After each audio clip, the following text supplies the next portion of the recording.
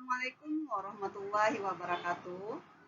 Pada kesempatan video pembelajaran kali ini, saya Sastrawati SPDI akan menjelaskan tentang perkembangan Islam pada masa modern. Kompetisi dasar yang akan kita bahas, yang pertama adalah menelaah perkembangan Islam pada masa modern. Menyajikan prinsip-prinsip perkembangan peradaban Islam pada masa modern.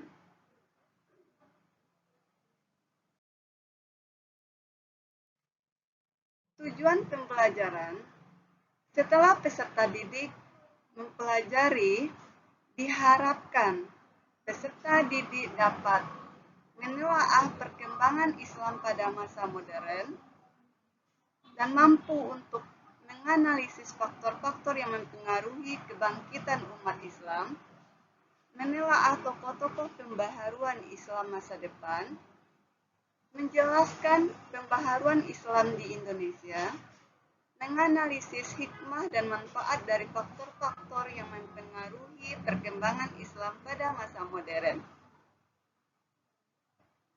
Sehingga peserta didik mampu menampilkan sikap semangat menumbuh kembangkan ilmu pengetahuan dan kerja keras sebagai implementasi dari semangat umat Islam pada masa modern dengan mengembangkan rasa ingin tahu dan tanggung jawab, serta memiliki sikap berpikir kritis, kreatif, serta mampu untuk berkomunikasi dan bekerja sama dengan baik.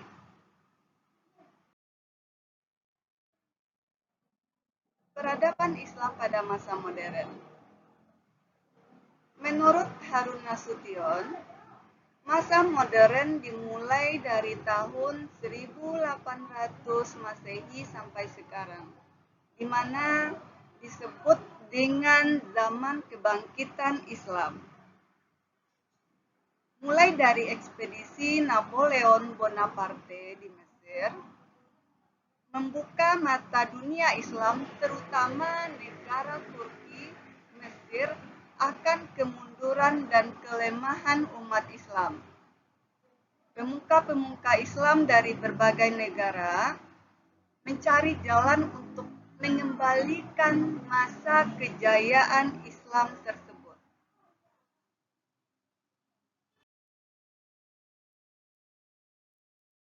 Adapun faktor-faktor yang mempengaruhi kebangkitan umat Islam, yang pertama, pemurnian ajaran Islam dan unsur-unsur yang dipandang sebagai penyebab kemunduran Islam.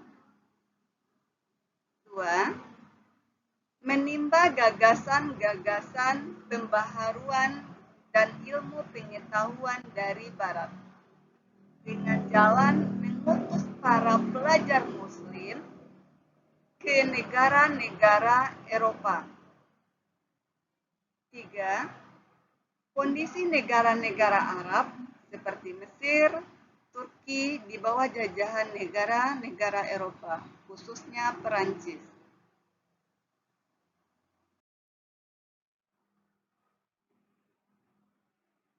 Pada perkembangan Islam pada masa modern ini, banyak bermunculan tokoh-tokoh pembaharuan Islam. Di antaranya ada dari Mesir, dari Turki, dan dari India. Dari Mesir, tokoh pembaharuan Islam itu adalah Muhammad Ali Pasha, Rifa'ah Baidawi Ra'ad At-Tahtawi, Jamaluddin Al-Afghani, Muhammad Abduh, dan Rashid Rida. Dari Turki, itu ada Sultan Mahmud II dan Nami Kemal. Sedangkan dari India, tokohnya adalah Sayyid Ahmad Khan dan Muhammad Iqbal.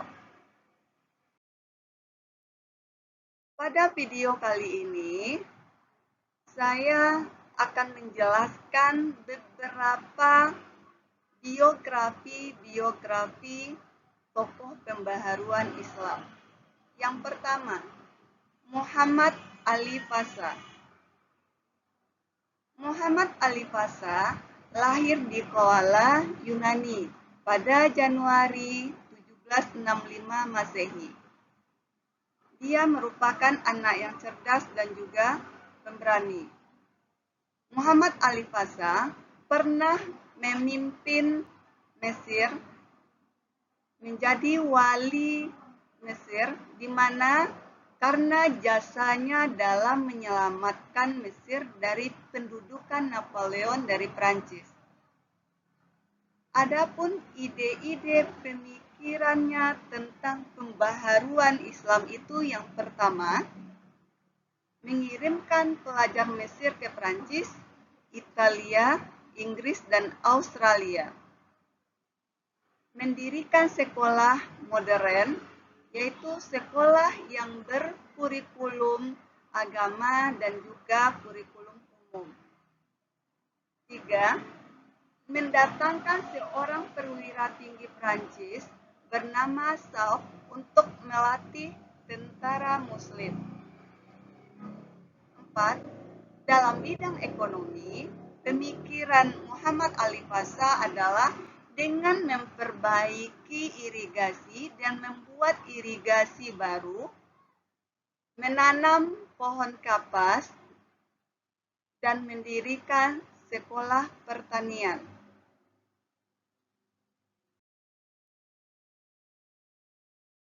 Tokoh yang kedua, Rifa'ah Baidawi Ra'at At-Tahtawi, atau lebih dikenal dengan At-Tahtawi.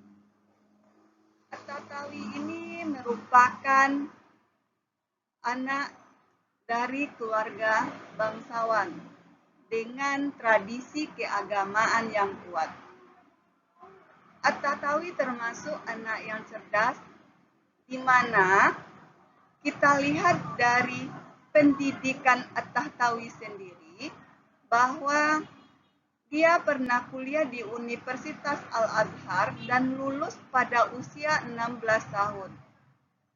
Kemudian melanjutkan magisternya di Egyptian Army Mesir.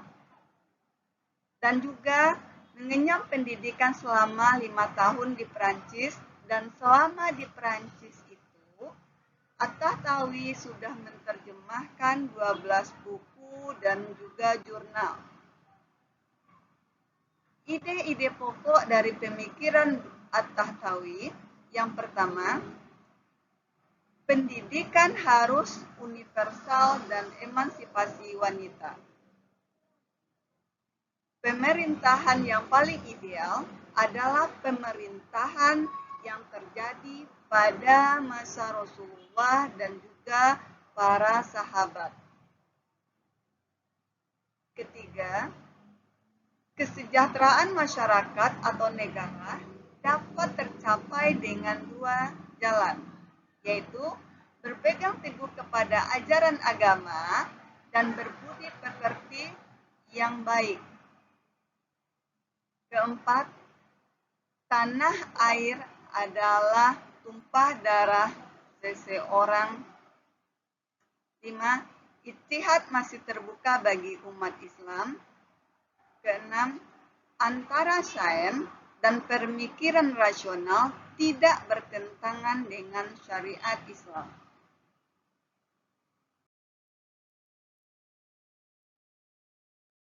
Tokoh selanjutnya, Jamaluddin Al-Afghani. Jamaluddin juga merupakan seorang yang cerdas. Dilihat dari pada usia 18 tahun, dia sudah menguasai berbagai disiplin keilmuan seperti ilmu agama, filsafat, hukum, sejarah, metafisika, kedokteran, sains, astronomi, dan astrologi. Ide-ide pokok pemikirannya, pertama, penyebab kemunduran Islam disebabkan beberapa hal, yaitu akhlak buruk dan acuh terhadap ilmu pengetahuan. dan kelemahan umat Islam dalam segala sektor. 2. Jamaluddin Al-Afghani itu adalah penggulir pan-Islamisme, yaitu paham yang bertujuan mempersatukan seluruh umat Islam di dunia. Ketiga, menurut Jamaluddin Al-Afghani, antara laki-laki dan perempuan memiliki kedudukan yang sama, baik itu dalam pekerjaan maupun dalam kesempatan dalam mengenyam pendidikan. Keempat, berusaha merubah sistem pemerintahan autokrasi menjadi demokrasi.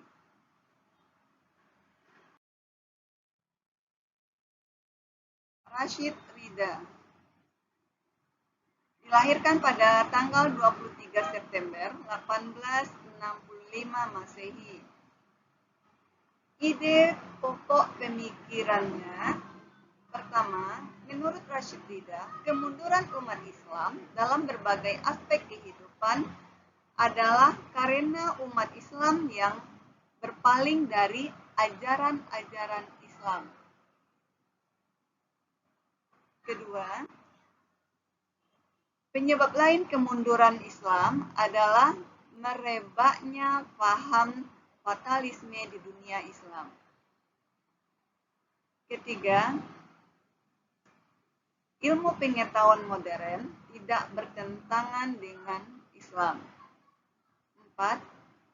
Hukum-hukum fikih yang berkenaan dengan kemasyarakatan tidak boleh dianggap absolut. 5. Apabila umat Islam ingin maju, maka umat Islam harus mendahulukan dan mewujudkan persatuan dan kesatuan umat Islam itu sendiri.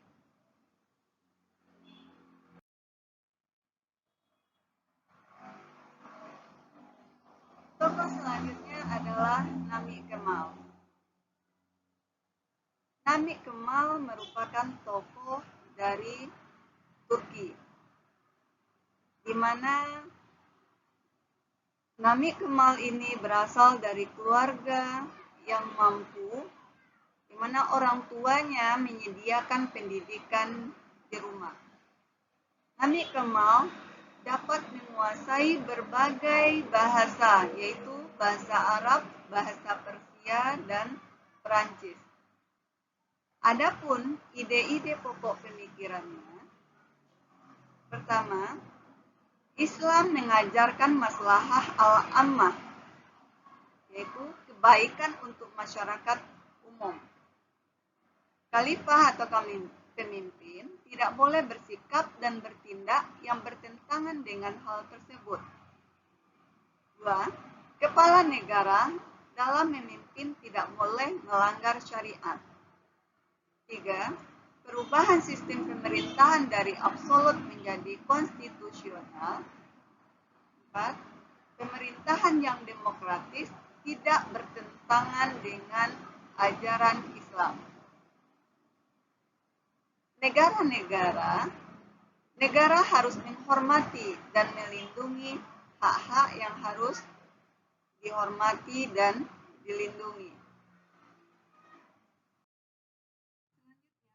Pembaruan dari India, Syed Ahmad Khan, di mana Syed Ahmad Khan, ide pemikirannya yang pertama, cara yang baik untuk mengubah karakter umat Islam dari kemunduran adalah dengan pendidikan.